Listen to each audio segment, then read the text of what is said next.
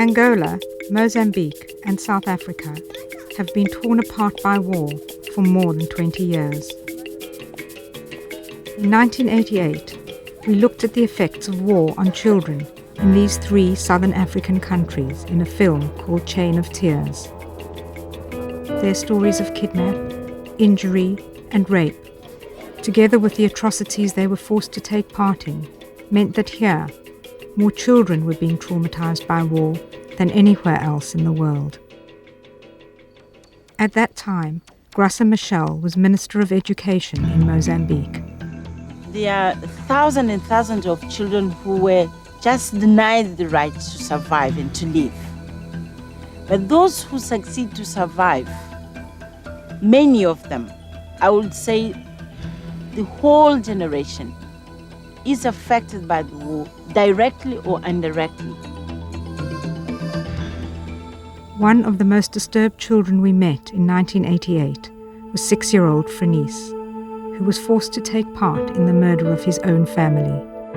The memory had left him unable to speak. Augusto, aged 7, saw his parents killed in an attack on his village. Josefa, aged 12, stepped on a landmine in Angola. Today, as major changes in these countries offer the hope of peace and reconstruction, we have returned to find out whether the children who were traumatized by war can recover. Graca Machel is now working for the United Nations. You know, these internal conflicts we witness, they destroy, first of all, the human being himself, in terms of not only in killings, but distorting values, destroying social and cultural institutions. And people should be aware that it's much easier to destroy, but it takes much more time, it's much more complex, to rebuild this. Angola faces a difficult journey back to normality. It has been devastated by war for 30 years. In 1992, a brief period of peace was followed by an election, but when UNITA refused to accept the results, conflict erupted again.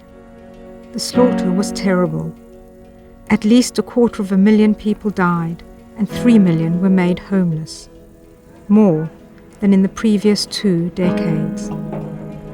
For the children of Angola, it was a catastrophe. At last, a UN-brokered ceasefire seems to be holding and has brought renewed hopes of a lasting peace.